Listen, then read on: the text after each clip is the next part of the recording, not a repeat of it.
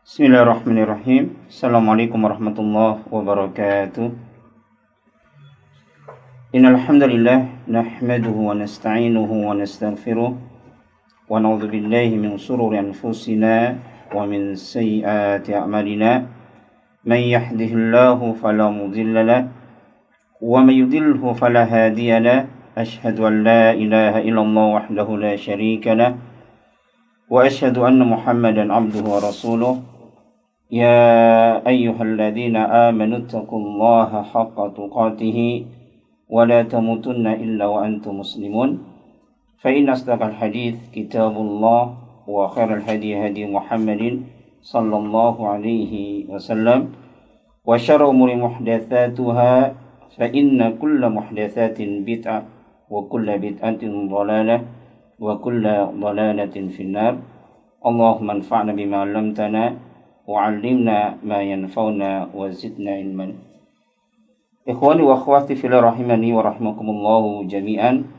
Seperti biasa tidak lupa di awal kajian kita berdoa kepada Allah Subhanahu wa taala dengan seluruh nama-namanya yang husna dan sifat-sifatnya yang mulia. Semoga Allah Subhanahu wa taala memberikan kita taufik untuk mampu mentahqiq tauhid yang dengannya Allah Subhanahu wa taala akan masukkan kita ke dalam surganya tanpa hisab dan tanpa adab. Baik, kita lanjutkan kajian kita membahas kitab Tauhid yang ditulis oleh Syekh Muhammad At-Tamimi. Yang pada pertemuan yang telah lalu kita telah masuk ke bab yang kelima dari 67 bab yang disampaikan oleh beliau dalam kitabnya yang mulia, yaitu kitab Tauhid. Bab yang beliau berikan judul Babu Ad-Du'ai ila Syahadati an la ilaha illallah. Itu bab tentang berdakwah kepada syahadat la ilaha illallah. Pada pertemuan yang telah lalu kita sudah jelaskan hubungan bab ini dengan bab-bab sebelumnya, dan juga kita sudah jelaskan hubungan bab ini dan bab sesudahnya. Kemudian kita pun sudah masuk pada poin yang kedua, penjelasan dalil, dan kita telah memasuki dalil yang pertama yang dibawakan oleh Syekh Muhammad bin Abdul Wahhab, yang menunjukkan akan wajibnya bagi setiap orang yang bertauhid untuk mendakwakan tauhid. Yaitu firman Allah Subhanahu wa taala surat Yusuf ayat 108, yang mana Allah taala berfirman, "Qul hadhihi sabili ad'u ila Allahi ala basirah. Ana wa man ittaba'ani wa subhanallahi wa ma ana minal musyrikin." Dari ayat yang mulia ini sedikitnya ada 3 faedah yang dapat kita ambil pelajaran di sini. Yang pertama, bahwasanya hakikat pengikut Nabi Muhammad sallallahu alaihi wasallam yang pertama, dia adalah orang yang berdakwah kepada tauhid. Diambil dari firman Allah, ad'u ilallah. Qul hadhihi sabili. Katakanlah, ini adalah jalanku. Ad'u ilallah, yang aku menyeru kepada Allah Subhanahu wa taala. Ai ila tauhid, yaitu kepada tauhidullah. Mengajak manusia agar mereka mentauhidkan Allah Subhanahu wa taala. Kemudian yang kedua, yang sebagaimana hal ini pun dijelaskan oleh Syekh Muhammad bin Abdul Wahhab, yaitu at-tanbihu 'alal ikhlas. Yaitu peringatan atau tanbih bagi setiap dai yang dia berdakwah kepada Allah untuk mengikhlaskan niatnya. Benar-benar dia mengajak manusia agar mereka hanya beribadah kepada Allah Subhanahu wa taala. Janganlah seorang dai dia berdakwah walaupun sudah benar materinya, itu berdakwah kepada Allah Subhanahu wa taala, tapi mungkin karena ingin dipuji oleh manusia atau ingin keinginan dunia yang lainnya. Kemudian yang ketiga, hendaklah seorang dai yang dia berdakwah kepada Allah, mengajak manusia agar mentauhidkan Allah Subhanahu wa taala ala basirah, di atas ilmu. Dan ilmu yang dimaksud di sini sebagaimana sudah kita jelaskan adalah al-ilmu, berilmu tentang materi yang dia dakwahkan. Kemudian yang kedua, berilmu tentang kondisi mad'u yang akan dia dakwahkan. Dan yang ketiga adalah dia harus mengilmui thariqah, bagaimana cara menyampaikan ilmu sesuai dengan kondisi mad'u yang dia jumpai. Ini yang minimal ada 3 faedah yang dapat kita ambil dari surat Yusuf ayat 108. Kemudian setelah ini Syekh Muhammad At-Tamimi membawakan 2 hadis dari Rasulullah sallallahu alaihi wasallam yang hakikatnya menafsirkan firman Allah yang mulia ini, Ya, jadi dua hadis yang disampaikan oleh Syekh Muhammad bin Abdul Wahhab ini hakikatnya adalah ingin menjelaskan tafsiran dari firman Allah Subhanahu wa taala surat Yusuf ayat 108. Kita masuk pada dalil yang kedua yang dibawakan oleh Syekh Muhammad At-Tamimi an Ibni Abbasin radhiyallahu anhuma. Dari Ibnu Abbas, semoga Allah meridai keduanya. Anna Rasulullah sallallahu alaihi wasallam lamma ba'atha Mu'adzan ila al-Yaman. Bahwasanya Rasulullah sallallahu alaihi wasallam tatkala mengutus Mu'adz ke Yaman. Al-Yaman ini adalah sebelah selatannya Jazirah, sumiya bil Yaman. Yaman dinamakan dengan Yaman li'annahu yaqa'u ayman al-Ka'bah. Jadi kenapa Yaman dinamakan dengan Yaman? Dikarenakan Yaman ini terletak sebelah kanannya Ka'bah. Wasyam, adapun negeri Syam, sumiya bisyam, ya Syam ini dinamakan dengan Syam li'annahu yaqa'u syamiyal Ka'bah, karena Syam ini terletak di sebelah kirinya Ka'bah. Mu'adz radhiyallahu anhu, beliau diutus ya fi sanati al-ashirah, pada tahun ke-10 Hijrah.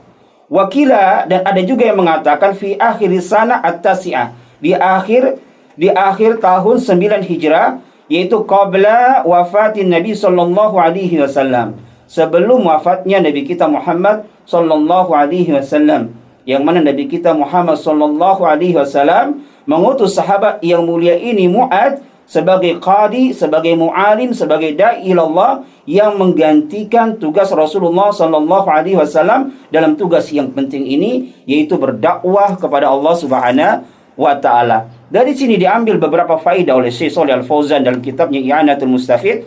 Yang pertama adalah fihi masru'iyatu irsalid du'a ilallah. Dari hadis ini menunjukkan disyariatkannya mengutus para da'i ilallah yang berdakwah kepada Allah Subhanahu wa taala, wa annahu sunnatun nabawiyatun, dan ini adalah merupakan sunnah nabawiyah. Misalnya suatu pondok yang dia mencetak dai, atau majlis-majlis taklim yang khusus memang mencetak dai, kemudian dia setelah itu mengutus ya dai-dai di daerah-daerah tertentu, maka ini hakikatnya adalah merupakan sunnah nabawiyah. Kalau seseorang meniatkan suatu lembaga misalnya yang meniatkan mengutus seorang dai ke negeri-negeri tertentu dalam rangka menjalankan sunnah Rasulullah sallallahu alaihi wasallam, maka ini bisa bernilai ibadah di sisi Allah Subhanahu wa taala. Innamal a'malu binniyat, karena sesungguhnya amal itu adalah tergantung dari niatnya. Kemudian wathanian, dan di antara faedahnya yang kedua, hadis ini menunjukkan akan fadilah keutamaan Mu'adz bin Jabal radhiyallahu anhu tatkala Nabi sallallahu alaihi wasallam memilih beliau ya untuk menggantikan beliau di dalam mengemban tugas yang sangat agung ini. Berarti hal ini menunjukkan akan keutamaan Mu'adz bin Jabal, menunjukkan akan ilmu yang ada pada Mu'adz bin Jabal. Karena Rasulullah sallallahu alaihi wasallam tentunya tidaklah akan mengutus seseorang untuk menggantikan posisinya berdakwah kepada Allah Subhanahu wa taala illa kecuali man tawaffarat bihi asyrutu at-matluba, kecuali kepada orang yang memang ya terpenuhi syarat-syarat yang dituntut. Dan tentunya pada diri Mu'adz ya Rasulullah sallallahu alaihi wasallam melihat bahwasanya pada diri Mu'adz sudah terpenuhi syarat-syaratnya, wa kana a'laman nas bil halal wal haram, dan beliau adalah salah satu sahabat yang paling paham tentang perkara yang halal dan yang haram. Kemudian di antara faedah pula yang ini yang sangat penting, wa fihi aidan al amalu bi khabar wahid. Itu bolehnya seseorang beramal dengan khabar al-wahid, dengan khabar wahid. Karena sebagian orang, terutama orang-orang yang mereka beragama dengan akal, mereka mengatakan khusus di dalam masalah akidah, kata mereka, ini khabarnya harus mutawatir. Kalau khabarnya adalah wahid, ini tidak diterima. Maka hal ini terbantah dengan hadis yang mulia ini. Dikarenakan Rasulullah sallallahu alaihi wasallam arsala Mu'adzan wahdah. Beliau mengutus Mu'adz sendirian. Wa hadza yadullu ala annahu ya'tamidu khabarul wahid. Hal ini berarti menunjukkan bolehnya kita bersandar kepada khabar wahid. Tidak diharuskan, tidak disyaratkan khabarnya harus mutawatir. Kama yaquluhu ba'du dhalal. Ya sebagaimana yang dikatakan oleh sebagian orang-orang yang sesat.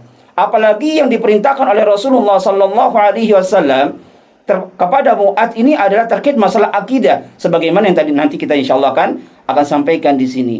Dan keyakinan mereka, ya keyakinan sebagian orang bahwasanya masalah akidah ini tidaklah diterima kecuali dengan khabar wahid. Khabar wahid apa dasar mereka? Karena suatu keyakinan, suatu amalan itu harus berdasarkan dalil. Tatkala mereka mengatakan bahwasanya masalah akidah ini harus mutawatir, nggak boleh khabar wahid. Apa yang menjadi dasar mereka? Apa yang menjadi dalil mereka? Kalau dalam masalah akidah ini harus khabarnya adalah mutawatir. Ya butuh dalil dalam perkara hal tersebut kalau memang mereka memiliki keyakinan seperti ini. Yang namanya khabar, kalau dia memang sahih sampai kepada Rasulullah sallallahu alaihi wasallam, walaupun itu yang menyampaikan adalah satu orang sahabat saja, maka khabar tersebut tetap diterima, baik dalam masalah amaliyah dan juga terkait di dalamnya masalah akidah. Qala lahu, berkata Rasulullah sallallahu alaihi wasallam kepada Mu'adz, innaka ta'ti qauman min ahli kitab. Ya Mu'adz, sesungguhnya engkau akan mendatangi suatu kaum min ahli kitab, dari ahli kitab. Ahli kitab al-muradu bihim, ahli kitab yang dimaksud di sini adalah al-Yahud wan Nasara. Yang mereka dinamakan dengan ahli kitab dikarenakan Allah Subhanahu wa taala menurunkan kepada mereka kitab Taurat dan juga kitab Injil. Taurat Allah turunkan kepada Nabi Musa alaihissalam, dan Injil Allah turunkan kepada Nabi Isa alaihissalam. Dan tujuan Nabi kita Muhammad sallallahu alaihi wasallam menjelaskan mad'u yang akan didakwahkan oleh Mu'adz ini, yaitu agar Mu'adz yatahabba, ia bersiap-siap untuk menghadapi ahlul kitab, yang tentunya ahlul kitab ini karena mereka memiliki kitab, tentunya indahum ilmun, mereka memiliki ilmu, sehingga tatkala Mu'adz bin Jabal mengetahui kondisi mereka adalah ahlul kitab, sehingga Mu'adz ini bisa mempersiapkan mungkin untuk membantah mereka secara ilmiah. Wa fi hadhihi, maka dari ini ya annahu yajibu 'ala da'iya, wajib bagi setiap dai untuk mengetahui keadaan mad'u. Sebagaimana sudah kita jelaskan bahwasanya hakikatnya hadis yang mulia ini menafsirkan ayat surat Yunus ayat 108, ala basirah, di atas basirah, di atas ilmu. Salah satu ilmu tersebut, selain kita harus mengilmui materi yang akan kita dakwahkan, maka kita pun harus mengilmui keadaan mad'u, agar kita bisa menyampaikan ilmu sesuai dengan kemampuan mereka atau kondisi mereka. Dan selayaknya bagi suatu lembaga yang mencetak dai, kemudian hendak mengirim seorang dai ke daerah tertentu, maka selayaknya bagi lembaga tersebut untuk menjelaskan kepada dai yang dia utus tentang keadaan masyarakat yang ada di daerah tersebut. Jangan hanya sekedar naro dai, ya, ada masjid, mungkin punya yayasan, ditaruh dainya, tapi nggak dijelaskan kondisi mad'unya. Maka yang hal ini seperti ini adalah menyelisihi sunnah Rasulullah sallallahu alaihi wasallam. Lihat, Rasulullah sallallahu alaihi wasallam tatkala mengutus Mu'adz bin Jabal, Rasulullah menjelaskan tentang kondisi mad'u yang akan beliau dakwahkan, yaitu dari ahlul kitab, sehingga Mu'adz ini bisa persiapan. Yang mungkin tatkala kita berdakwah, misalnya kita mengutus seorang dai, di daerah yang antum nanti akan dakwah di sini mayoritasnya pemahamannya seperti ini. Sehingga kalau kita sudah tahu kondisi mereka, maka kita bisa mempersiapkan kira-kira materi yang cocok untuk mereka itu apa. Jadi ini diantara faedah yang diambil oleh para ulama. Kemudian Rasulullah sallallahu alaihi wasallam bersabda, "Falyakun awwalu ma tad'uuhum ilaihi syahadata alla ilaha illallah." Ya, ada yang membaca falyakun awwalu. Awwalunya ini didoma, dia sebagai isim dari kana. Syahadata dibaca mansub sebagai khobar kana. Ada pula yang menjadikan awwalu ini sebagai khobar dari kana. Ya, falyakun, ada yang mengatakan falyakun awwala. Ya, awwala ma tad'uuhum ilaihi syahadatu alla ilaha illallah. Dijelaskan oleh para ulama, dua bacaan ini sahih. Boleh kita mengatakan falyakun awwalu ma tad'uuhum ilaihi syahadata alla ilaha illallah. Boleh kita mengatakan falyakun awwala ma tad'uuhum ilaihi syahadatu alla ilaha illallah. Ya, kalau kita baca falyakun awwalu, awwalunya ini kita dhamma sehingga dia adalah sebagai isim dari kana, hadza fihi tadarruj fi dakwah. Hal ini menunjukkan akan urutan di dalam berdakwah. Falyakun awwalu ma tad'uuhum ilaihi, maka yang pertama kali yang hendaknya engkau dakwahkan kepada mereka adalah syahadatu alla ilaha illallah, agar mereka bersyahadat alla ilaha illallah, tidak ada ilah yang berhak disembah kecuali Allah Subhanahu wa taala, wa annahu yubda'u bil aham fal aham. Jadi hendaklah seorang dai ini tatkala dia berdakwah, ya materi yang dia dakwakan, yang pertama kali dia dakwakan adalah materi yang paling penting, kemudian baru yang penting yang lainnya. Ini menunjukkan akan tadarus bertahapnya di dalam berdakwah. Kalau maknanya, kalau dibaca awwala, ya falyakun awwala ma tad'uhum ilaihi syahadatu awwala, ya dalam kaidah bahasa Arab awwala dia kan sebagai khobar kana, yang seharusnya khobar itu jatuh setelah isim kana. Tatkala dia diawalkan, hal ini menunjukkan pembatasan, berarti menunjukkan akan al-auliyah, keutamaan. Ya, falyakun awwala, kalau kita baca awwala, maka maknanya hendaklah yang menjadi prioritas utama. Prioritas utama yang pertama kali engkau dakwahkan adalah syahadat la ilaha illallah. Sehingga para ulama menjelaskan dua bacaan ini benar. Boleh kita baca awwalu, boleh kita baca awwala. Sehingga ada yang mengatakan, ya istilahnya adalah tauhid adalah yang utama dan yang pertama didakwahkan. Sesuatu yang paling utama dan yang pertama didakwahkan. Mengapa? Tatkala kita berdakwah, yang pertama kita dakwahkan atau yang paling utama kita dakwahkan adalah syahadatu alla ilaha illallah, agar mereka bersaksi bahwasanya tidak ada ilah yang berhak disembah kecuali Allah Subhanahu wa taala, li'annaha al-aslu wal asas. Dikarenakan persaksian ini adalah aslu, dasar, pondasi, alladzi yubna alaihi ad-dinu, yang agama Islam ini dibangun di atas persaksian ini. Apabila syahadat la ilaha illallah ini terrealisasi ya pada diri seseorang, maka sangat memungkinkan bagi dia untuk membangun bangunan yang lainnya dari syariat-syariat Islam. Amma idza lam tuhaqqiq asy-syahada alla ilaha illallah fala faidata min baqiyatul umur. Tapi kalau seseorang pada dirinya sudah tidak terrealisasi persaksian la ilaha illallah, maka yang lainnya tidaklah berfaedah. Percuma dia sholat, percuma dia puasa kalau dia tidak mentauhidkan Allah Subhanahu wa taala. Wa hadza manhajul anbiya. Dan ini adalah manhaj para anbiya, para nabi. Yang pertama kali mereka dakwahkan, yang pertama dan yang paling utama mereka dakwahkan adalah mengajak manusia terlebih dahulu agar mereka bersaksi bahwasanya tidak ada ilah yang berhak disembah kecuali Allah Subhanahu wa taala.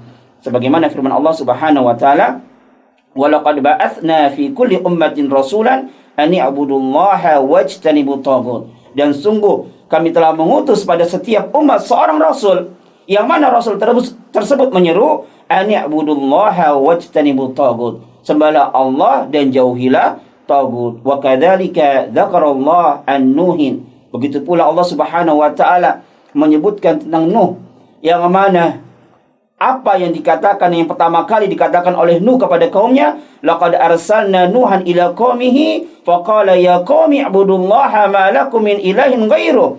Dan sungguh kami telah mengutus Nuh kepada kaumnya, faqala, yang mana Nuh berkata, ya qaumi ibudullaha ma lakum min ilahin ghairuh, ya wahai kaumku, sembahlah Allah, tidak ada bagi kalian ilah selain Allah Subhanahu wa taala. Begitu pula kepada nabi-nabi yang lainnya, Allah taala berfirman, wa ila adin akhahum huda, dan kepada Ad saudaranya Hud, qala ya qaumi ibudullaha ma lakum min ilahin ghairuh, wahai kaumku, sembahlah Allah, tidak ada bagi kalian ilah selain Allah Subhanahu wa taala. Wa ila Thamud akhahum Salih, dan juga Allah berkata kepada Thamud, saudaranya yang akhahum, yang dia adalah saudara dari Salih, qala ya qaumi ibudullaha ma lakum min ilahi ghairuh. Wa ila Madyan akhahum Su'aiba, qala ya qaumi ibudullaha ma lakum min ilahin ghairuh wa la tankusul mikyala wal mizan. Fa kullu rasul, maka setiap rasul ya yang pertama kali mereka dakwahkan adalah mengajak kaumnya agar mereka bersaksi tiada ada ilah yang berhak disembah kecuali Allah Subhanahu wa taala. Wa fi riwayatin, dalam riwayat yang lain, ya, ila ayyuhidullah, yaitu agar mereka mentauhidkan Allah Subhanahu wa taala. Di dalam dalil yang kedua ini, Syekh Muhammad bin Abdul Wahhab membawakan dua riwayat. Yang riwayat yang pertama adalah falyakun awwalu ma tad'uhum ilaihi syahadatu alla ilaha illallah. Kemudian beliau mengatakan wa fi riwayatin, dan dalam riwayat yang lain ila ayyuhidullah. Limadha ja'a Syekh bihadhihi riwayah? Mengapa kok Syekh Muhammad bin Abdul Wahhab pun mendatangkan riwayat ini? Ya, mendatangkan riwayat ini. Li'annaha, di antara tujuannya adalah untuk menafsirkan syahadat alla ilaha illallah. Bahwa yang dimaksud dengan syahadat alla ilaha illallah maknanya adalah mentauhidkan Allah Subhanahu wa taala di dalam ibadah. Laisal maqsudu minha al-lafdhu faqat. Bukan maksudnya hanya sekedar mengucapkan la ilaha illallah saja dengan mengatakan asyhadu an la ilaha illallah, tidak. Jadi maksud syahadat la ilaha illallah ini bukan hanya sekedar di lisan saja, tapi maksudnya adalah agar mereka mentauhidkan Allah Subhanahu wa taala. Amma idza nataqa biha bilisanihi, adapun jika hanya sekedar mengucapkan di lisan saja, seorang mengatakan asyhadu an la ilaha illallah wa lam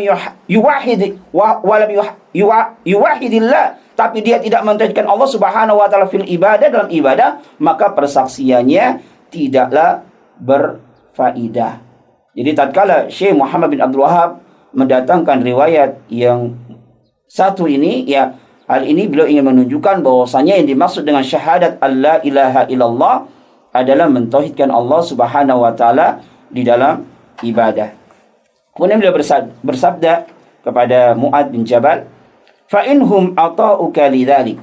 Jika mereka mentaatimu dalam perkara yang demikian itu, yakni jika mereka sudah bersaksi bahwasanya tidak ada ilah yang berhak disembah kecuali Allah, dan mereka pun bersaksi bahwasanya Muhammad adalah utusan Allah Subhanahu wa taala, dan tentunya mereka sudah mengamalkan kandungan dari persaksian tersebut, fa'alimhum anna Allah iftarada alaihim khamsa salawatin fi kulli yawmin wal lailatin. Maka ajarkanlah kepada mereka, ya, bahwasanya Allah Subhanahu wa taala mewajibkan kepada mereka salat 5 waktu setiap hari dan setiap malam dan malam.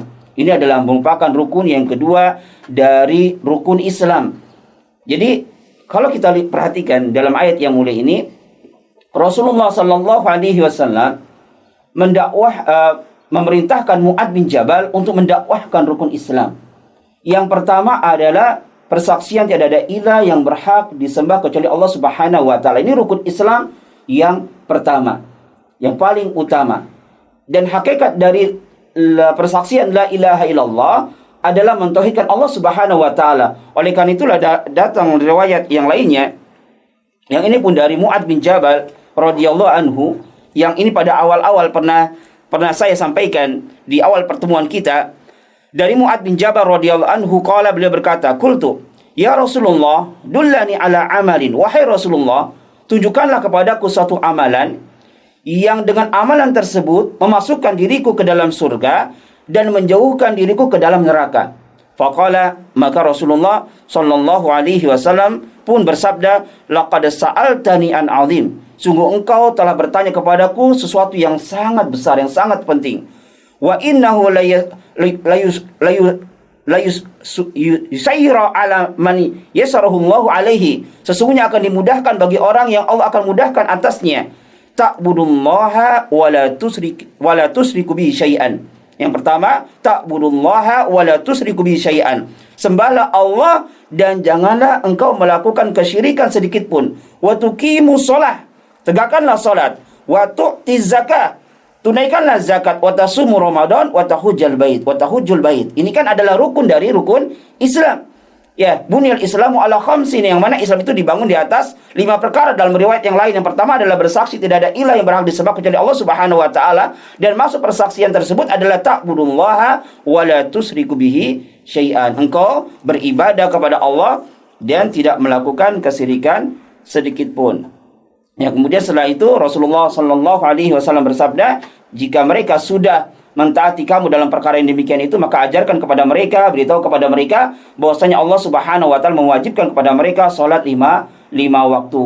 Hadza ruknu ats-tsani, ini adalah rukun yang kedua dari rukun Islam. Ya, tatkala seseorang dia sudah merealisasikan rukun yang pertama, maka hendaklah mereka merealisasikan rukun Islam yang kedua, yaitu as-shalah. Dan ini pun menunjukkan akan tingginya kedudukan as-shalah, yang mana ada sebagian para ulama yang mengatakan, berpendapat bahwasanya seseorang yang dia meninggalkan salat, maka ini bisa menyebabkan pelakunya keluar dari Islam. Bainal abdi wa bainal kufri wa syirki tarkus shalah. Pemisah antara seorang hamba dengan kekufuran dan kesyirikan adalah meninggalkan salat. Ini diantara dalil yang dijadikan hujjah oleh para ulama yang mereka berdalil dengan hadis yang mulia ini. Barang siapa yang meninggalkan salat, ya, seorang muslim yang sama sekali enggak pernah salat, maka bisa mengeluarkan dirinya dari Islam. Kemudian Rasulullah sallallahu alaihi wasallam bersabda, Fa'in atauhum lidzalik, jika mereka mentaati kamu dalam perkara yang demikian itu, ya mereka sudah bersaksi tidak ada ilah yang berhak disembah kecuali Allah, kemudian mereka pun sudah mengerjakan salat, fa'alimhum anna Allah iftarada alaihim shadaqatan, maka beritahulah kepada mereka bahwasanya Allah Subhanahu wa taala mewajibkan kepada mereka sedekah. Ai hiya az-zakah. Sedekah yang dimaksud di sini adalah zakah, ya, zakat mal. Tu'khadhu min agniyaihim faturaddu fi fuqaraihim. Yang zakat ini diambil dari orang-orang yang kaya di antara mereka dan disalurkan kepada orang-orang miskin di antara mereka. Ini sedekah yang dimaksud di dalam hadis yang mulia ini adalah hiya az-zakah, yaitu zakat mal, yang ini adalah merupakan rukun Islam yang ketiga. Tu'khadhu min agniyaihim, yang mana zakat tersebut ya diambil dari orang-orang yang kaya di antara mereka. Hal ini dalil bahwasanya zakat ini tidaklah diwajibkan bagi orang yang fakir. Jadi zakat hanya diwajibkan bagi orang-orang yang kaya, yang dia memiliki harta sudah sampai pada nisabnya atau lebih. Kemudian dari sabda Rasulullah sallallahu alaihi wasallam, faturaddu ala fuqaraihim, dan zakat tersebut dibagikan kepada orang-orang miskin di antara mereka. Dari sabda Rasulullah sallallahu alaihi wasallam ini, para ulama berdalil bahwasanya zakat ini tidak boleh diberikan kepada orang yang kaya. Ya, jadi berdasarkan hadis yang mulia ini, ada ulama yang berdalil bahwasanya zakat ini la tahillul li ghani, ya tidaklah halal diberikan kepada orang yang kaya. Kemudian orang yang menyalurkan zakat, yajuzu al-iktisar fihi ala sanafin wahidin. Boleh dia mencukupkan penyalurannya hanya kepada satu sanaf saja. Kita tahu bahwasanya orang-orang yang berhak mendapatkan zakat ini ada 8 kelompok. Dan bagi orang yang menyalurkan zakat, boleh dia cukupkan hanya kepada satu orang saja, yaitu orang fakir, dan masuk di dalamnya adalah orang miskin. Kemudian dari sini pula, ya, seharusnya bagi orang yang dia menyalurkan zakat, terlebih dahulu yang dia utamakan adalah orang-orang miskin yang ada di daerahnya. Ya, tu'khadhu min agniyaihim faturaddu ala fuqaraihim. Jadi kalau seandainya harta zakat yang ada pada dirinya, ya, kemudian ternyata orang-orang miskin yang ada pada di daerah ini sudah kebagian semuanya dan ada sisa, baru setelah itu boleh dia memindahkan zakat ini ke daerah tetangganya yang dekat. Tapi kalau belum, maka selayaknya yang lebih mereka utamakan seharusnya adalah orang-orang miskin yang berada pada daerah tersebut, ya. Kemudian Rasulullah sallallahu alaihi wasallam bersabda, "Fa inhum ata'uka lidzalik." Dan jika mereka mentaati kamu dalam perkara yang demikian itu, fa iyyaka wa qara'im amwalihim, maka hati-hatilah kamu akan harta-harta mereka yang berharga. Al-qara'im ini jamu dari karima, wa huwa an-nafisa, itu harta yang berharga, yaitu tidak boleh bagi seseorang, bagi amil ataupun bagi seorang petugas, dia mengambil zakat yang paling baik dari harta orang kaya yang dimilikinya. Karena hal tersebut berarti dia telah berbuat zalim kepada orang kaya tersebut. Ya, tapi juga jangan pula dia mengambil harta dari orang kaya yang paling jelek.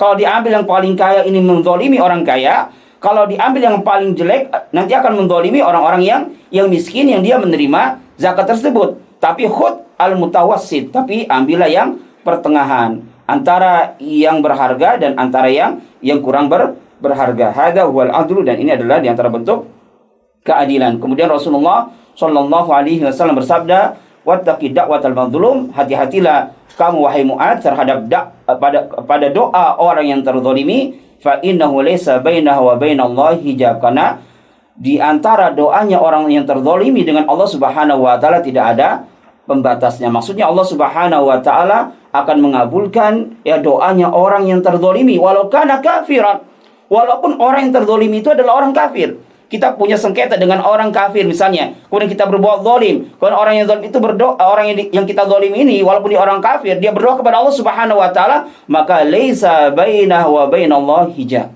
Tidak ada di antaranya dengan Allah Subhanahu wa taala pembatas. Allah Subhanahu wa taala berdasarkan zat rububiyahnya akan mengabulkan doa orang-orang yang terzalimi. Ma yustafadu minal hadits, di antara faedah dari hadis yang telah kita bacakan di sini adalah disunahkannya ya untuk mengutus seorang dai yang berdakwah kepada Allah Subhanahu wa taala. Kemudian faedah yang kedua, hal ini menunjukkan akan keutamaan sahabat yang mulia Mu'adz bin Jabal tatkala beliau diutus oleh Rasulullah sallallahu alaihi wasallam menggantikan tugas beliau yang sangat penting ini. Kemudian yang ketiga, fihi qabulu khabaril wahid fil aqaid wa ghairiha. Dari hadis ini menunjukkan ya diterimanya khabar wahid di dalam masalah akidah dan juga di dalam masalah selain akidah. Kemudian di antara faedah yang lainnya, hal ini menunjukkan akan manhaj di dalam berdakwah, yaitu at-tadarruj, yaitu bertahap. Yang lebih utama kemudian utama-utama yang lainnya. Kemudian di antara faedah yang lainnya, yang kelima, bahwasanya di dalam hadis ini menunjukkan akan umumnya keumuman risalah Rasulullah sallallahu alaihi wasallam, yang mana beliau diutus oleh Allah Subhanahu wa taala ila jami'il alam, untuk seluruh alam, baik orang-orang Yahudi maupun orang-orang Nasara. Ini di antara faedah yang dapat kita ambil dari hadis yang mulia tersebut. Kita masuk pada dalil yang ketiga yang terakhir yang dibawakan oleh Syekh Muhammad bin Abdul Wahhab. Walahuma, dan bagi keduanya, yakni bagi Imam Bukhari dan Muslim, an Sahal bin Sa'di radhiyallahu anhuma, dari Sahal bin Sa'din radhiyallahu anhuma, semoga Allah meridai keduanya. Jadi perawi dari hadis ini adalah seorang sahabat, yaitu Sahal bin Sa'di As-Sa'idi Al-Ansari, yang mana beliau dan bapaknya Sahal dan bapaknya Sa'ad ini adalah dua orang sahabat yang mulia. Beliau berkata, anna Rasulullah sallallahu alaihi wasallam qala yauma Khaybar. Bahwasanya Rasulullah sallallahu alaihi wasallam bersabda pada peperangan Khaybar. Khaybar adalah nama benteng Yahudi sebelah kirinya Al-Hijaz, yang mana di dalam benteng Khaybar tersebut banyak percocok tanaman dan kebun kurma yang dimiliki oleh orang-orang Yahudi. Rasulullah sallallahu alaihi wasallam bersabda pada peperangan Khaybar, la'utiyana ar-rayah gadan. La'utiyana ar-rayah gadan. Pada kalimat la'utiyana ini ada tiga taukid muakkadah. Ada tiga taukid penegas. Yang pertama adalah al-qasam al-muqaddar. Ada qasam yang ditakdirkan, yang tidak dinampakkan. Kemudian wallamu la, la'utiyana la. Ya, ini menunjukkan akan taukid, dan an-nun taukid. Ya, la'utiyana. Ini kan aslinya a'ta fil mudhari'nya. Adapun di sini ada karena yang berbicara adalah Rasulullah, u'ti ya. Kemudian Rasulullah tatkala mengungkapkan hal ini, beliau mengatakan la'utiyanna. Maka hakikatnya ya ini ada tiga penguat. Yang pertama adalah al-qasam al-muqaddar. Jadi seakan-akan Rasulullah sallallahu alaihi wasallam berkata, wallahi la'utiyanna rayah. Demi Allah, benar-benar aku akan memberikan bendera ini besok. Ar-rayah adalah al-alam, yaitu bendera. Kenapa bendera dinamakan dengan rayah? Li'annahu yura. Karena bendera ini dapat dilihat, yang biasanya yang dipegang oleh amiril jais, pemimpin pasukan, ya lil alamah ala makanihi, untuk mengetahui ke posisi dari amir tersebut, yang menjadi patokan bagi pasukan-pasukan yang lain akan letak dari amir mereka. Ini mengapa royah dinamakan dengan royah, bendera dinamakan dengan bendera, royah dinamakan dengan royah, wasumiya royah li'annahu yura, karena dia adalah sesuatu yang dilihat. Dan membawa bendera di dalam peperangan ini adalah min sunnati Nabi sallallahu alaihi wasallam, di antara sunnah Nabi Muhammad sallallahu alaihi wasallam, yang mana beliau memiliki beberapa bendera. Wa kana maktuban fi rayatihi sallallahu alaihi wasallam la ilaha illallah Muhammad Rasulullah, dan tertulis di dalam rayah tersebut adalah kalimat la ilaha illallah Muhammad Rasulullah sallallahu alaihi wasallam. Kemudian beliau bersabda, la'utiyana rayah gadan, benar-benar demi Allah, benar-benar aku berikan bendera ini besok, rajulan, yuhibbullaha wa rasulahu wa yuhibbuhullahu wa rasuluhu, kepada seorang laki-laki yang dia mencintai Allah dan Rasulnya, dan Allah dan Rasulnya pun mencintai Allah dan Allah dan Rasulnya pun mencintai dirinya.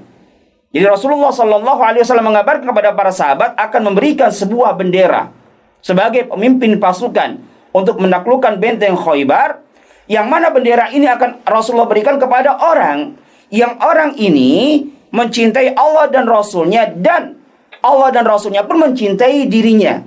Ini adalah merupakan keutamaan yang sangat besar kepada laki-laki ini yang akan diberi oleh Rasulullah Sallallahu Alaihi Wasallam. Berarti hal ini menunjukkan akan keutamaan Ali bin Abi Thalib, karena nanti yang diberikan bendera ini adalah Ali bin Abi Thalib. Berarti Ali bin Abi Thalib adalah orang yang mencintai Allah dan Rasulnya. Allah dan Rasulnya pun mencintai Ali bin Abi Thalib. Ya. Yaftahullahu ala yadayhi, yang mana Allah Subhanahu wa taala akan membuka Khaybar, menaklukkan Khaybar ala yadayhi dengan perantara lelaki ini yang dia mencintai Allah dan Rasulnya, dan Allah dan Rasulnya pun mencintai lelaki tersebut. Maka fanasub, manusia, ya, para sahabat, tatkala mereka mendengar al-basyarah al-azimah ini, kabar gembira yang sangat besar ini, ya, dan mereka mendengar sifat pada laki-laki yang akan diberikan bendera ini, yaitu dia mencintai Allah dan Rasulnya, dan Allah dan Rasulnya mencintainya, maka para sahabat ini sangat berihtimam, sangat perhatian dalam perkara tersebut, dan mereka masing-masing ya membicarakan dan berharap, ya yadukuna yani ya bahatsuna anhu, ya mereka membahas kira-kira siapa ya orang-orang laki-laki ya yang akan mendapatkan bendera ini. Jadi tatkala Rasulullah mengabarkan tentang keutamaan yang sangat besar ini, itu orang yang Allah cintai, Allah dan Rasulnya cintai, maka para sahabat langsung membicarakan. Ya, dari sini dapat kita ambil suatu faedah bahwasanya para sahabat itu mereka sangat perhatian dalam perkara akhirat, melebihi perhatiannya ahlu dunia terhadap dunia mereka. Sebagaimana sudah kita jelaskan pula pada hadis pada bab yang ketiga, ya, tatkala Rasulullah Shallallahu Alaihi Wasallam mengabarkan kepada para sahabat tentang 70.000 dari umatnya yang masuk surga tanpa hisab dan tanpa adab. Kemudian Rasulullah masuk ke dalam rumahnya dan tidak mengabarkan, maka apa? Fakhadun nasu fi ulaika, maka para sahabat pun berbincang-bincang siapakah mereka. Berarti dari hal ini menunjukkan bahwasanya sahabat adalah manusia yang paling ihtimam, yang paling perhatian tentang perkara akhirat. Hatta Umar, ya, kata Syekh Shalih Al-Fauzan di sini, hatta Umar bin Khattab radhiyallahu anhu yaqul, ya, sampai Umar bin Khattab radhiyallahu anhu berkata tatkala mendengarkan kabar gembira ini, ya, Umar berkata, ma tamannaitu al-imara illa hadhihi laila, ya, tidaklah aku berangan-angan untuk mendapatkan imarah kepemimpinan illa hadhihi laila, kecuali malam itu. Jadi Umar saja berharap, ya, agar dia dipilih oleh Rasulullah Sallallahu Alaihi Wasallam dijadikan sebagai pemimpin. Ya, Umar berkata, matamannaitu al-imara ila hadhil laila, ya, tidaklah aku pernah menginginkan imarah kepemimpinan kecuali pada malam itu. Hal ini menunjukkan semangatnya para sahabat untuk mendapatkan suatu keutamaan terkait dengan akhirat. Kemudian falama asbahu, kita lihat, perhatikan ini, ya. Falamma asbahu qadau ala Rasulillah sallallahu alaihi wasallam, yakni dhahabu ilaihi mubakkiran minal ghadwah, ya, yuqalu ghada idza dhahaba fil ghudu, al ghuduwa wa huwa as-subah. Itu mereka dhahabu ilaihi mubakkiran, mereka paginya mereka pagi-pagi sekali, mubakkirin, ya, mereka pagi-pagi langsung pergi menuju Rasulullah sallallahu alaihi wasallam. Setelah selesai salat subuh pada subuh hari, langsung mereka cepat, ya, menemui Rasulullah Sallallahu Alaihi Wasallam. Kulum yarju ayutoha, dan mereka semuanya mengharap bahwasanya dirinya lah yang akan diberikan bendera tersebut. Berarti ini luar biasa menunjukkan semangatnya para sahabat terkait dengan keutamaan yang terkait dengan akhirat. Faqala Rasulullah Sallallahu Alaihi Wasallam, kemudian Rasulullah Sallallahu Alaihi Wasallam pun bersabda, Aina Ali bin Abi Thalib, di manakah Ali bin Abi Thalib? Di manakah Ali bin Abi Thalib? Ya, ternyata yang diberi bendera orang yang tidak hadir. Ya, ini fi hadza dalilun alal iman bil qadar. Berarti ini dalil wajibnya bagi kita untuk beriman kepada qadar. Seorang manusia wa in fa'ala as-sabab. Ya, walaupun dia sudah mengambil sebab. Lihat, para sahabat ingin mengambil sebab mendapatkan keutamaan tersebut. Fa innahu qad la yahsulu 'alal matlub. Ya, tapi terkadang dia tidak mendapatkan apa yang dia inginkan. Lakinna ma'muruna bi fi'lil asbab. Tapi tetap kita ini diperintahkan untuk mengambil sebab. Aman an-nata'ij fa amruha ilallah. Adapun nanti natijahnya, hasilnya ini, maka kita serahkan kepada Allah Subhanahu wa taala. Ya, ini di dalam hadis yang mulia ini diambil suatu faedah sebagaimana dijelaskan oleh Syekh Shalal Al-Fauzan dalam kitabnya I'anatul Mustafid, wajibnya bagi kita untuk beriman terhadap takdir Allah Subhanahu wa taala. Lihat para sahabat, ya, yang mereka sudah mengambil sebab, datang pagi-pagi biar ditunjuk oleh Rasulullah sallallahu alaihi wasallam, tapi takdir berbicara lain. Yang ditentukan oleh Allah Subhanahu wa taala adalah Ali bin Abi Thalib lewat lisannya Rasulullah sallallahu alaihi wasallam. Tapi tetap, ya, diperintahkan bagi kita untuk mengambil sebab, ya. Kemudian para sahabat yang dia sudah berusaha untuk mendapatkan keutamaan tersebut, tapi takdir berbicara lain, ya, Rasulullah malah memilih Ali bin Abi Thalib yang tidak hadir pada saat itu. Lakin yu'jaruna ala mas'ahim wa ala niyatihim at-thaibah, ya, wa ala raqbatihim fil khairi wa ala khatwatihim, ya. Akan tetapi mereka, yaitu para sahabat, tetap diberikan pahala atas usaha mereka, kemudian atas niat mereka yang bagus tersebut, atas keinginan mereka yang sangat mendapatkan kebaikan, atas langkah-langkah mereka tatkala menuju Rasulullah sallallahu alaihi wasallam. Allah akan memberikan pahala bagi mereka. Karena memang, ya, kita ini yang bisa kita lakukan adalah berusaha. Adapun hasilnya kita serahkan kepada Allah Subhanahu wa taala. Ya, tatkala kita misalnya menghafal Al-Qur'an dengan kemampuan kita yang pas-pasan, Allah itu enggak lihat kita hafal atau tidak. Yang Allah lihat adalah, yang pertama kali adalah usaha kita. Apakah kita sudah berusaha benar-benar untuk menghafal Al-Qur'an? Ya, memahami pelajaran-pelajaran, kita belajar siang dan malam. Inilah yang dinilai oleh Allah Subhanahu wa taala. Saya punya sedikit kisah.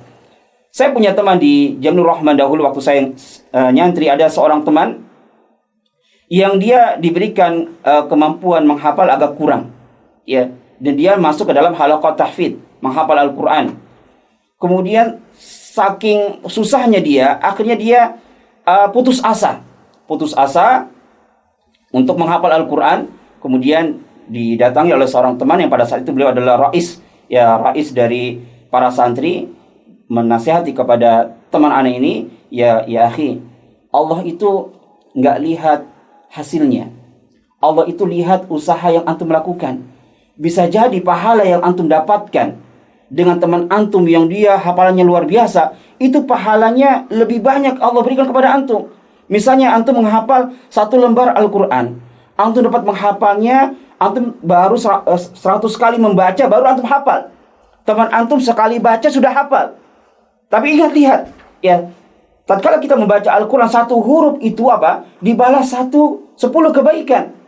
Maka bisa jadi pahala yang antum peroleh dengan pahala teman antum yang cuma satu kali dia baca itu dia langsung hafal, ini lebih besar pahalanya dibandingkan teman antum tersebut. Antum lebih besar pahalanya, apalagi dilihat dari usaha antum. Maka setelah itu, ya, teman anak ini dia kembali semangat untuk menghafal Al-Quran. Karena memang Allah Subhanahu wa taala melihat usaha kita, bukan hasil. Kalau hasil kita serahkan kepada Allah Subhanahu wa taala. Fakila, maka dikatakan huwa yastaki ainaihi. Ini Ali bin Abi Thalib ini dia mengeluh kepada Allah Subhanahu wa taala bahwa kedua matanya sakit. Fa arsalu ilaihi, maka Rasulullah sallallahu alaihi wasallam pun mengutus para sahabat yang lainnya, ya, untuk mendatangkan Ali bin Abi Thalib. Fa utiya bihi, maka beliau pun didatangkan. Fa basaqa fi ainihi, maka Rasulullah sallallahu alaihi wasallam pun meludahi mata Ali bin Abi Thalib. Wa da'a lahu bisyifa, ya, wa da'a lahu yakni bisyifa, dan mendoakan Ali bin Abi Thalib dengan kesembuhan. Fa bara'a ka'allam yakun bihi waja'un, maka ketika itu pula mata Ali bin Abi Thalib pun sembuh dan sama sekali tidak memiliki athar, ya, bekas dari sakit yang beliau derita. Ya, bahkan setelah itu Ali bin Abi Thalib sama sekali tidak terhingga penyakit mata. Hal ini menunjukkan akan barokahnya ludah Rasulullah Shallallahu Alaihi Wasallam, dan ini adalah salah satu bentuk tabaruk yang disyariatkan. Yang insya Allah nanti masalah tabaruk kita akan jelaskan pada babnya, dan ini adalah merupakan kekhususan Rasulullah Shallallahu Alaihi Wasallam. Jadi bertabaruk dengan zat orang soleh, bertabaruk dengan ludah orang soleh, ini hanya kekhususan bagi Rasulullah Shallallahu Alaihi Wasallam, tidak boleh dikiaskan kepada selainnya. Sebagian orang yang mereka bertabaruk dengan kobokannya orang-orang soleh yang mereka anggap orang soleh, dengan ludahnya orang soleh, mereka mengkiaskan dengan Rasulullah Shallallahu Alaihi Wasallam. Rasulullah saja orang soleh boleh ditabaruki, maka begitu pula dengan kiai-kiai saya, mereka juga orang soleh, berarti pun boleh ditabaruki. Maka kias ini adalah kias yang batil. Ya, berdalil dengan keadaan para sahabat. Manusia yang paling mulia setelah Nabi dan Rasul adalah sahabat Rasulullah Sallallahu Alaihi Wasallam, Abu Bakar, Umar. Tidak ada seorang sahabat pun yang bertabaruk dengan ludahnya Abu Bakar, dengan ludahnya Umar. Kenapa mereka tidak bertabaruk dengan ludahnya Abu Bakar dan Umar? Para tabiin misalnya bertabaruk dengan para sahabat. Kenapa mereka tidak melakukannya? Karena mereka tahu hal tersebut tidaklah disyariatkan. Jadi bertabaruk dengan zat, dengan sesuatu yang terpisah ya pada diri Rasulullah Sallallahu Alaihi Wasallam, seperti rambutnya yang terpisah, kemudian keringatnya, maka ini adalah mengandung barokah. Jasad semua para nabi, dari Nabi Adam alaihissalam sampai Nabi kita Muhammad Sallallahu Alaihi Wasallam, dan apa yang terpisah dari dirinya, dalam artian keringatnya, kemudian rambutnya yang terpisah, maka ini berbarokah. Adapun bertabaruk dengan kamarnya Rasulullah, yang ini bukan bagian dari tubuhnya Rasulullah Sallallahu Alaihi Wasallam, atau bertabaruk dengan gua Hira ataupun yang semisalnya, maka ini termasuk dari tabaruk yang dilarang. Insyaallah akan ada pembahasan tabaruk tersendiri pada babnya. Fa'atauhu ar-rayah. Kemudian Rasulullah Sallallahu Alaihi Wasallam pun memberikan bendera tersebut kepada Ali bin Abi Thalib. Faqala, kemudian beliau bersabda kepada Ali bin Abi Thalib, unfut ala rislik. Wal makna adalah MC hawinan, ya, berjalanlah Anda hawinan, pelan-pelan. La tusri fil masyi, jangan cepat-cepat di dalam jalan. Wala yakunu hunaka aswad wasakhbun, jangan di sana ada suara dan kegaduhan, tapi jalanlah Anda pelan-pelan, ya, dan dengan jalan yang santai, jangan menimbulkan kegaduhan.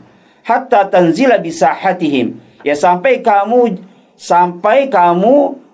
dekat dengan tempat tersebut, ya, hatta tanzila qariban minal husni, sampai dekat dengan benteng tersebut, ya. Setelah kamu sudah sampai pada benteng tersebut, suma'duhum, serulah mereka ilal Islam, kepada Islam.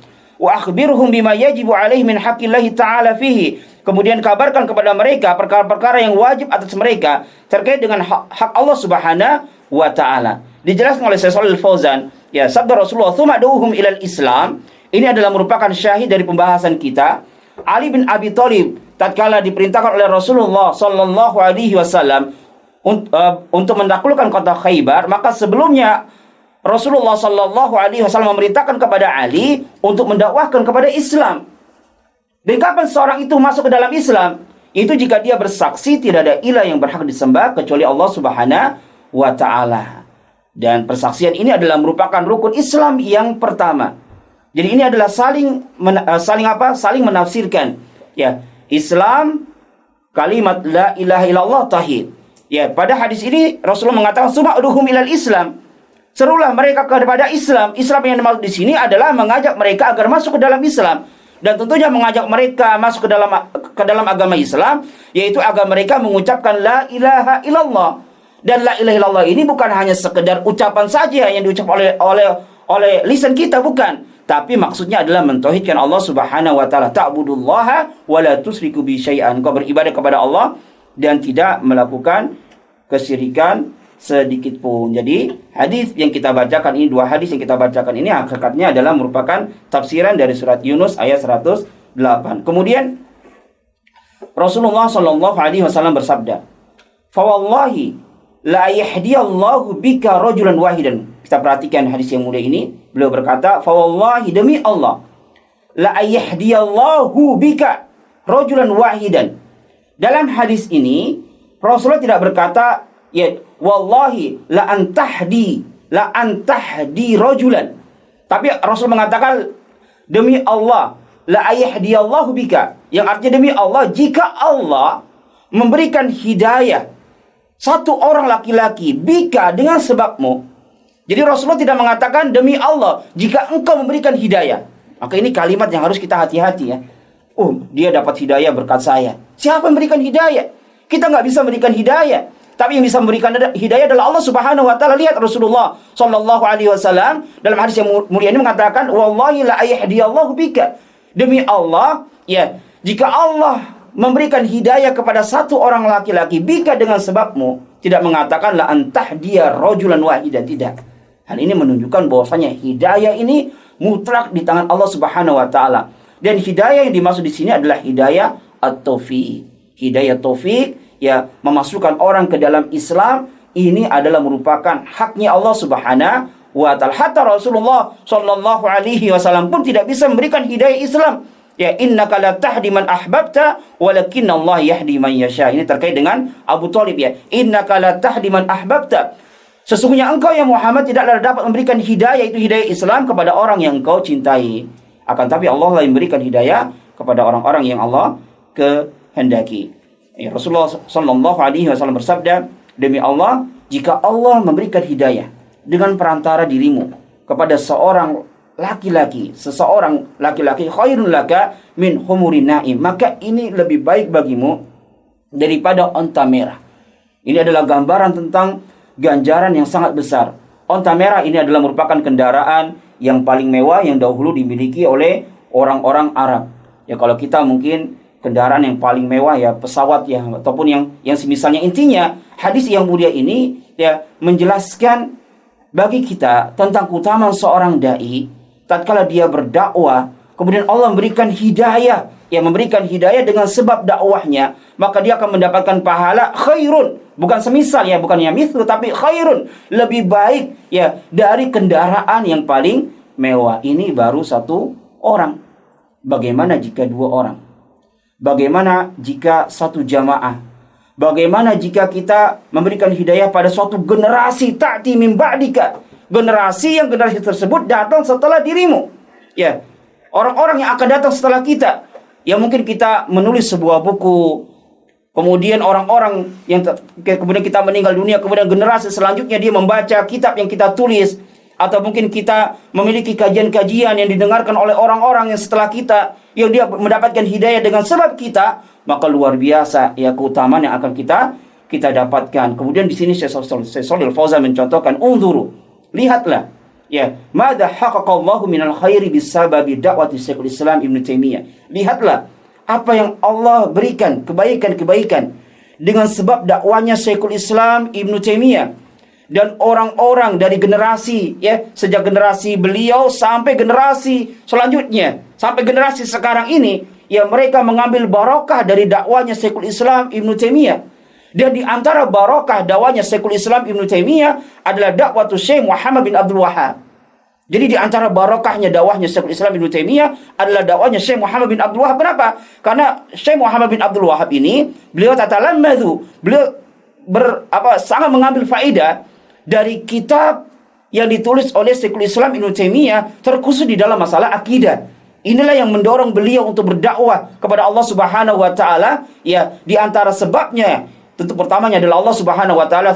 Kemudian dengan sebab beliau membaca kitabnya Syekhul Islam Ibnu Taimiyah, maka beliau terinspirasi untuk mendakwakan at-tauhid, mendakwakan akidah. Berarti apa yang didapati oleh Syekh Muhammad bin Abdul Wahhab dari pahala yang begitu banyak, ini pun mengalir kepada siapa? Syekhul Islam Ibnu Taimiyah. Luar biasa. Ya. Lalu bagaimana dengan Nabi kita Muhammad sallallahu alaihi wasallam? Oleh karena itulah pernah Anda ikut kajian Safir Anda di waktu di Jamur Rahman. Siapakah? Beliau pernah bertanya, ya, siapakah manusia yang paling tinggi derajat di surga? Al-jawab Rasulullah sallallahu alaihi wasallam. Kenapa bisa? Al-jawab karena beliau adalah manusia yang paling banyak pahalanya. Kenapa bisa beliau manusia yang paling banyak pahalanya? Karena pahala kebaikan yang dimiliki oleh umatnya semuanya mengalir kepada Rasulullah sallallahu alaihi wasallam. Maka merupakan keutamaan yang sangat besar tatkala kita memposisikan diri kita sebagai seorang dai. Ya, lebih-lebih lagi misalnya kita ngajar di sebuah lembaga, di sekolah ya. kita belajar di situ ada 31 kelas 30, kemudian ada beberapa kelas. Ya mungkin kalau 5 orang dia mungkin ada yang paham saja, kemudian akhirnya dia berdakwah, mungkin ada yang memiliki pondok nantinya, kan luar biasa pahala yang kita akan dapatkan. Ini diantara keutamaan menjadi seorang dai. Faedah hadis yang dapat kita ambil dari hadis yang mulia ini, yang pertama adalah disyariatkannya sama yang mengutus seorang dai, dikarenakan di sini Rasulullah Shallallahu Alaihi Wasallam pun mengutus Ali bin Abi Thalib untuk berdakwah kepada Allah Subhanahu Wa Taala qabla jihad, sebelum jihad. Kemudian dalam hadis ini pun menetapkan akan sifat dari sifat-sifat Allah, yaitu mahabbah. Ini adalah bantahan bagi orang-orang yang menolak sifat-sifat Allah Subhanahu Wa Taala. Kemudian dalam hadis ini pun menjelaskan akan diantara mukjizat Rasulullah Shallallahu Alaihi Wasallam. Ya, tatkala beliau mengatakan la'utiyan rayah gadan, ya aku akan berikan bendera ini besok kepada orang yang Allah cintai, yang dia mencintai Allah dan Rasulnya, dan Allah dan Rasulnya pun mencintainya, dan hal ini waqad waqa hada, dan benar-benar terjadi. Ya, dan tatkala Rasulullah Shallallahu Alaihi Wasallam mengabarkan bahwasanya Khaybar ini akan ditaklukkan lewat perantara sahabat ini, maka ini pun terjadi. Berarti hal ini menunjukkan akan mukjizat Rasulullah Shallallahu Alaihi Wasallam. Pun diantaranya tatkala Rasulullah meludahi matanya Ali bin Abi Thalib, kemudian sembuh seketika itu pula. Kemudian diantara faedah di sini menunjukkan akan keutamaan Ali bin Abi Thalib. Kemudian diantara faedahnya lagi menunjukkan akan semangatnya para sahabat di dalam kebaikan. Kemudian diantara faedahnya wajibnya bagi kita untuk beriman terhadap qadar Allah Subhanahu wa Ta'ala. Mungkin ini dulu yang bisa kita sampaikan. InsyaAllah pada pertemuan yang akan datang kita akan masuk pada bab yang ke-6, yaitu bab tafsir tauhid wa syahadah alla ilaha illallah. Ini bab 1 sampai bab 6 ini Syekh Muhammad bin Abdul Wahhab menjelaskan tauhid dan kesyirikan secara global. Ibaratnya bab 1 sampai bab 6 ini adalah muqaddimah saja. Muqaddimah, dan inti dari pembahasan beliau adalah mulai dari bab 7 sampai bab yang terakhir menjelaskan tauhid dan kesyirikan secara terperinci. Mungkin ini yang bisa Anda sampaikan. Apabila ada benarnya maka semata-mata datangnya dari Allah Subhanahu wa Ta'ala, dan apabila ada salahnya maka semata-mata datangnya dari diri Anda pribadi, dan Anda beristighfar kepada Allah Subhanahu wa Ta'ala. Wa akhiru da'wana alhamdulillahirabbil alamin. Assalamualaikum warahmatullahi wabarakatuh. Bismillah. Ustaz, Afwan mengganggu. Ana Agun Gunawan sampai MP. Ana mau bertanya terkait materi yang pekan lalu Ustaz sampaikan. Seseorang yang beribadah di kuburan atau seseorang yang memakai jimat namun mereka tetap meyakini atau beribadah kepada Allah itu merupakan syirik kecil. Orang musyrikin zaman Nabi yang mereka menyembah patung hanya sebagai perantara untuk mendekatkan kepada Allah, sedangkan mereka dikatakan musyrik dan kafir. Pertanyaannya, apa perbedaannya Ustaz? Jazakumullahu khairan. Perbedaannya, kalau orang-orang dahulu itu tatkala mereka beribadah di samping kuburan, ya mereka beribadahnya kepada penghuni kubur dengan keyakinan tatkala mereka beribadah kepada penghuni kubur yang mereka anggap soleh itu, ya dapat mendekatkan diri mereka kepada Allah Subhanahu wa Ta'ala. Dalam surah Az-Zumar, ma na'buduhum illa liyuqarribuna ila Allahi zulfa. Jelas-jelas mereka mengatakan, ya, ma na'buduhum, tidaklah kami beribadah kepada mereka. Jadi orang-orang musyrikin itu benar-benar beribadahnya kepada sahibul kubur. Ya. Bukan hanya kepada Allah Subhanahu wa Ta'ala. Jadi mereka pun beribadah kepada penghuni kubur dengan keyakinan tatkala mereka beribadah kepada penghuni kubur, otomatis mereka akan dekat dengan Allah Subhanahu wa Ta'ala. Ya. Jadi ibadah ini kan dapat mendekatkan diri kita kepada Allah Subhanahu wa Ta'ala. Jadi mereka mungkin pakai akal. Ya, ibaratnya misalnya, kalau saya ingin dekat dengan fulan A, ya, tapi nggak bisa langsung kita dekat dengan A, tapi si A ini dekat dengan si B. Kalau kita dekat dengan si B, maka otomatis dengan sendirinya kita akan dekat dengan A. Ya, mereka mengkiaskan seperti itu. Orang soleh kan dekat dengan Allah Subhanahu wa Ta'ala. Tatkala saya dekat dengan orang soleh, yang mana orang soleh ini dekat dengan Allah Subhanahu wa Ta'ala, kedekatan dengan orang soleh yang mereka beribadah kepada orang soleh tersebut, ya, maka otomatis saya pun akan dekat dengan Allah Subhanahu wa Ta'ala. Makanya mereka mengatakan apa? Ma na'buduhum illa liyuqarribuna ila Allahi zulfa. Tidaklah kami beribadah kepada mereka kecuali agar mereka mendekatkan diri kami kepada Allah zulfa, sedekat-dekatnya. Beda dengan orang yang sekarang yang mereka beribadahnya kepada Allah. Jadi sebagian kaum muslimin tatkala mereka ziarah kubur, memang mereka meyakini yang beribadahnya kepada Allah. Salatnya kepada Allah, doanya kepada Allah Subhanahu wa taala, bukan kepada sang penghuni kubur. Apa sih yang mendorong keyakinan mereka? Apa yang mendorong perbuatan mereka? Karena setiap perbuatan pasti didasari atas keyakinan. Ya, tatkala orang berziarah kubur, mereka beribadah kepada Allah di samping kuburan, orang saleh pasti ada keyakinannya. Apa keyakinannya? Mereka meyakini kuburan orang saleh ini adalah tempat yang berbarokah. Jadi mereka salah di dalam memahami tabaruk.